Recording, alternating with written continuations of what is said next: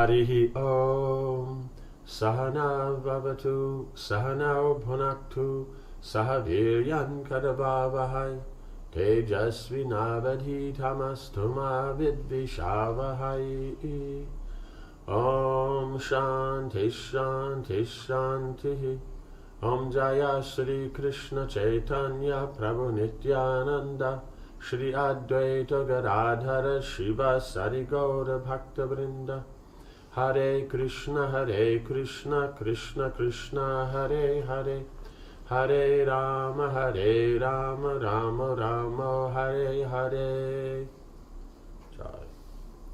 Okay, so now Arjuna, tried to pacify Krishna, is explaining all his glories and his incarnations, and how he's established the eternal city of Dwarka, how envy, untruth, malice, and cruelty are not within him, and he is always the well-wishing friend of all creatures, right? So then Arjuna continues. Narada has told me that at the end of the Yuga, all things, mobile and immobile, will enter your body. O Krishna, there is no limit to your glories. I have spoken of only a minute part. As he spoke, Arjuna felt himself becoming overpowered by transcendental ecstasy. His voice choked up and he was unable to continue. Pleased and pacified by Arjuna's expression of love, Krishna said, "You are mine and I am yours. All that is mine is yours. He who hates you also hates me, and he who follows you also follows me. Formerly you were Nara and I was Narayana. Though individuals, we are as one. No one can understand our oneness and difference." So Nara and Narayan, that's why you see they're the lords of the Bhagavatam, because the Bhagavatam is very clearly delineating Achinta Veda Veda Tantra. And so naturally the deity is Narayan Rishi, who is the supreme lord and this devotee, but they're coming together as one incarnation. So they are the same because they're both, the transcendental aspect, but there's a difference because Arjuna is the energy and Krishna is the energetic. So the energy and energetic are one, and they're different. Like the generator, what's the meaning of a generator if there's no electricity? But electricity doesn't exist unless there's a generator. So they go together. So they're non-different at the same time as they tell the difference, and they're always different.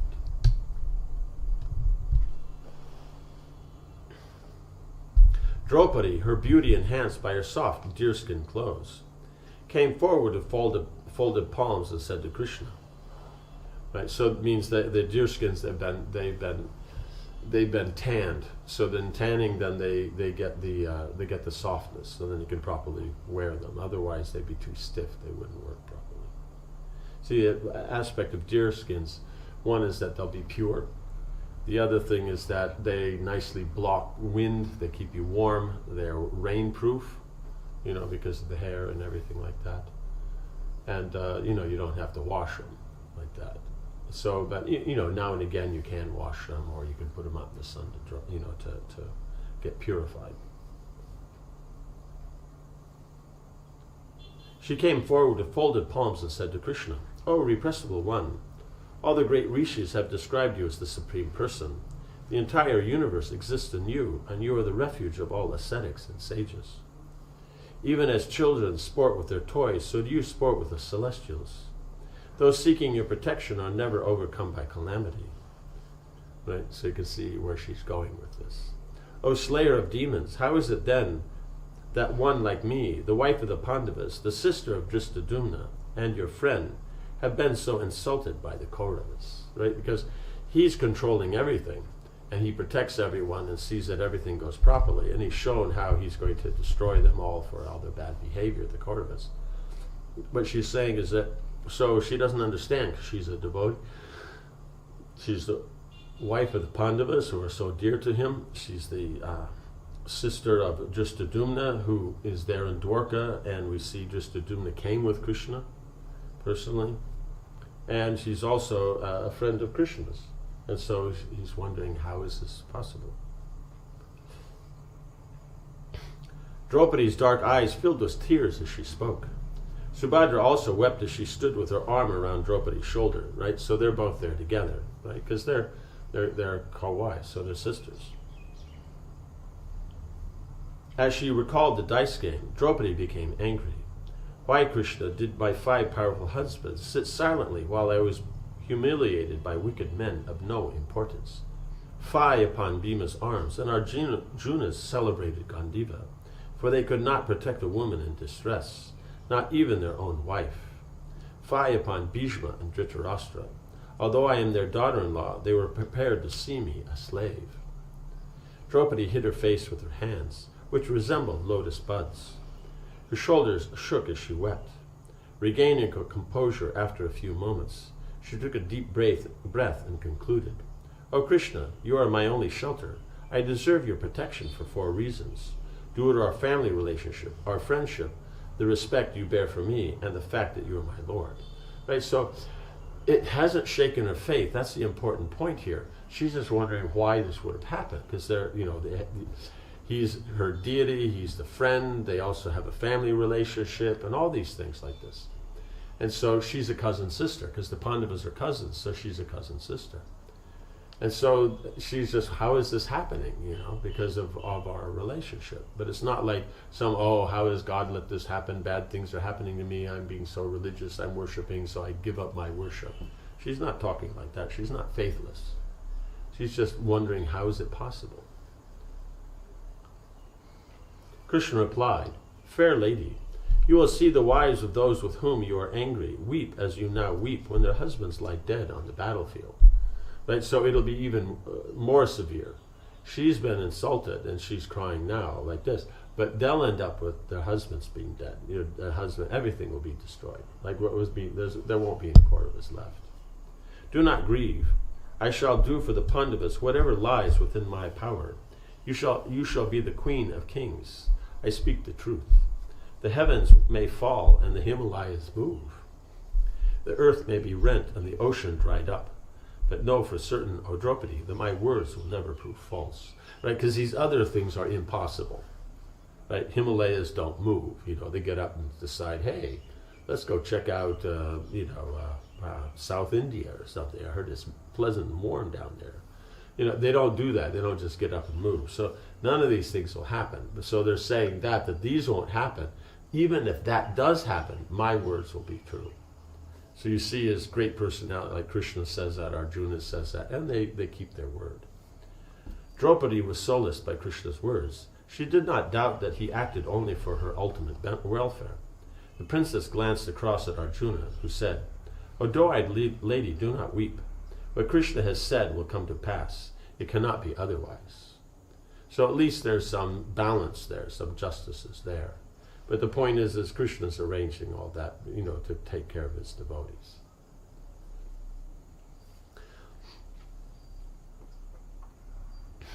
Standing by his sister's side, Drishtadyumna declared, "I shall slay Drona. Our brother Shikandi will kill Bhishma. Bhima will kill Duryodhana, and Arjuna will kill Karna, who offered you such unbearable offense in the Sabha. Dear sister, with Rama's and Krishna's assistance, even Indra cannot conquer us. What then can be said of Dhritarashtra's sons? Right? If the demigods are conquered by them, how will Dhritarashtra's sons, like that, be? They're much inferior. All present now turned again towards Krishna. Looking at Yudhishthira, Krishna said, "Lord of the earth, had I not been otherwise engaged at the time, I would have personally come to prevent the gambling match. By pointing out the evils associated with gambling, I would have gained the support of Bhishma, Drona, Kripa, and Bahlika," right? Because they're the senior persons. Right? Bhishma and Bahlika, they're the oldest there. Drona and Kripa then are the senior Brahmins. Between us, we would have surely have swayed the blind king from his crooked purpose. The Brahmins present gathered around to hear Krishna speak, and he glanced at them with affection.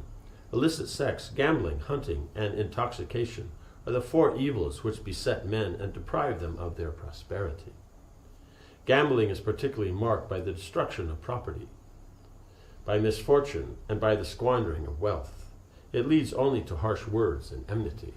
right? Because there's this thing that you could gain so much or you lose so much. And when you do, then you get angry, you say so many things. All that work that you've done to get the wealth is gone in a moment. It's just, there's nothing good about it.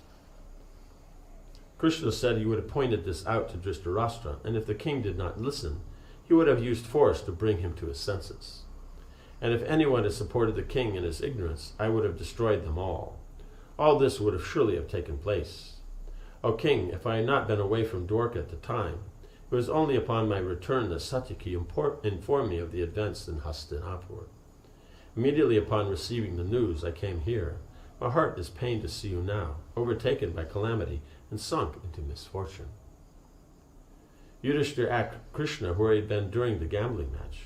Krishna explained that he had gone to do battle with a king named Salva, a friend of Shishupal, right? Because when he was away before, and then when he went back, then Salva was making this whole scene there, and so then he was out battling with him.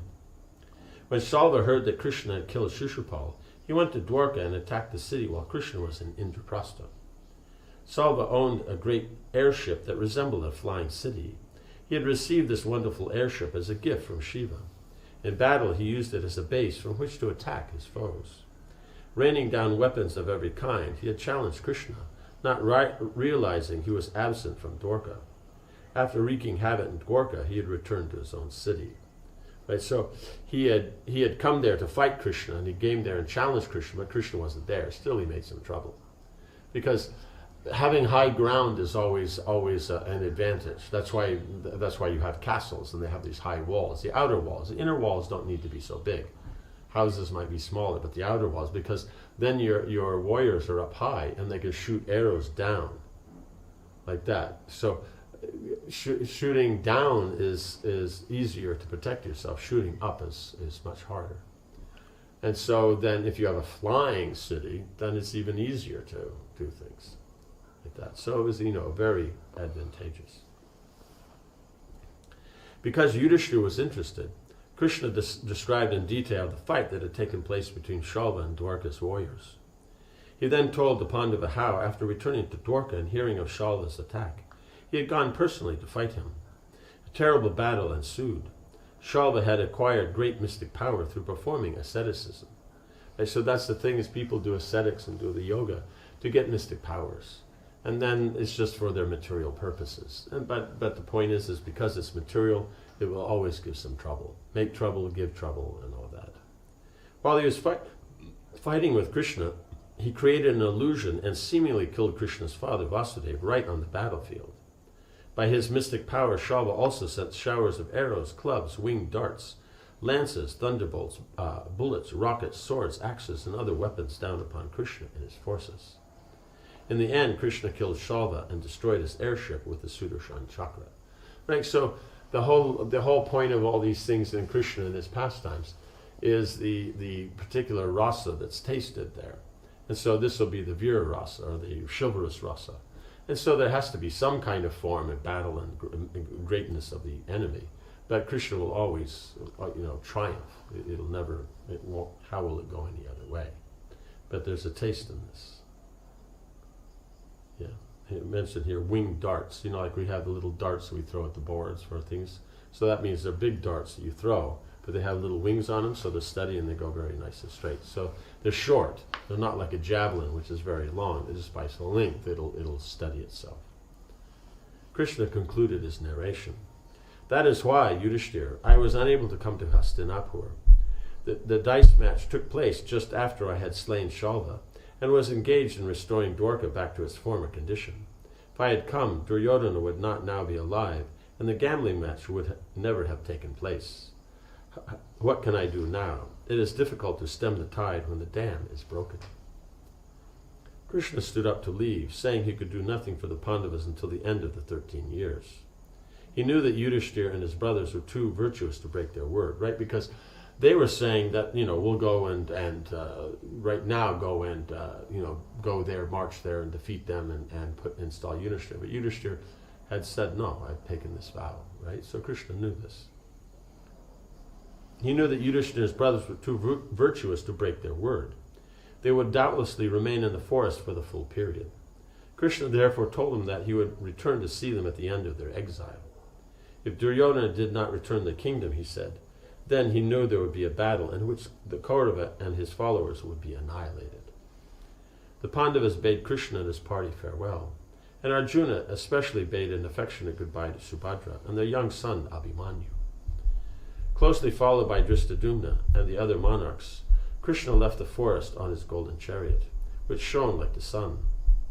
As the thunderous sound of the chariot's wheels died away into the distance, Yudhishthira ordered his brothers to make ready for their own departure. He wanted to enter more deeply into the Kamyaka forest and find a suitable place where they might spend their exile, right? So they want to find some place that's nice. Now they're just in the forest. But if they go into more distance, then you can find, either a nice river or lake and that, it has open, it has fruit trees, it has, everything nice. And ideally also places where sages live and everything like that. Still accompanied by hundreds of Brahmins, the brothers made their way into the forest. After some time they came to a great lake called Dvaitavan. Swans, chakravakas, and other graceful birds swam in its waters, and the lake edges were crowded with red, blue, and white lotuses, which were so fragrant that the air was heavy with their perfume. Numerous fruit trees loaded with golden fruits grew all around the lake. Peacocks, chakoras, cuckoos, and other birds, all singing beautiful songs, played in the trees. The brothers also saw many siddhas and charnas sporting in the woods, so it means it's a nice auspicious place. And on the lakeshore, and numberless rishis sitting motionless at the water's edge, their mind fixed on the Supreme Brahman. Yudhishthira was delighted. The area was beautiful. They would live there. The brothers rested beneath a large banyan tree, looking like 5 great elephants sitting by the side of a mountain. Domya then performed sacred rituals to sanctify the place where they would build their cottages, and then they began construction.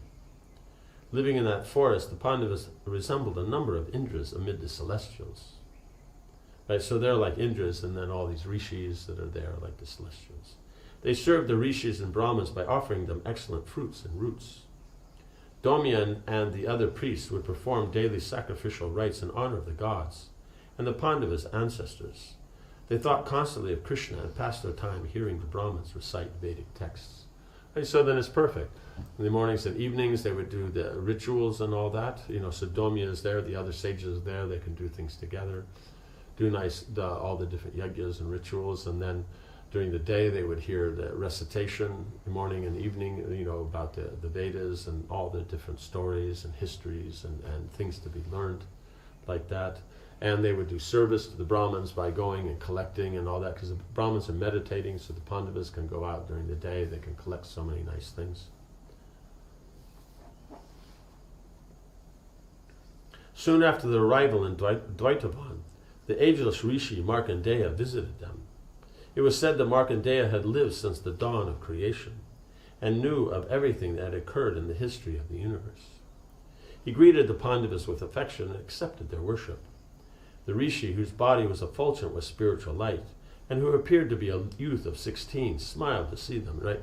He looks like he's 16, but, he's as old as the universe, like that. He goes, he's one of the oldest sages. That's what's very special about him.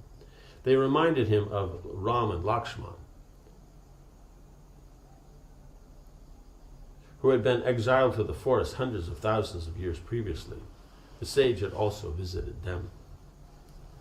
Since arriving in the forest, Yudhishthira's grief at what he had caused was beginning to engulf him, right? Because he got involved in this. He could have been more, because he was simply going on the principle of following the authority, which is a good thing to do. But at the same time then you have to also see the character of the authority. It means you always be respectful to the authority, but if what they're asking you to do is not of value, it's not supported by the scriptures, then it's not that important. But of course, as Kshatriyas, there's a challenge and all that. But this is not an actual challenge where it would be like Duryodhana challenges Yudhishthira to a fight. And so, but in this fight, Yudhishthira will be tied up hands and legs and that, and so he can't even move. And Duryodhana will be free and he'll have a club.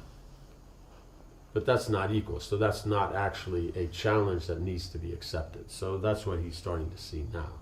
But he had taken a vow before because he heard that there would be destruction of the dynasty due to in-house fighting. So he was trying to follow the authorities nicely so that this won't happen.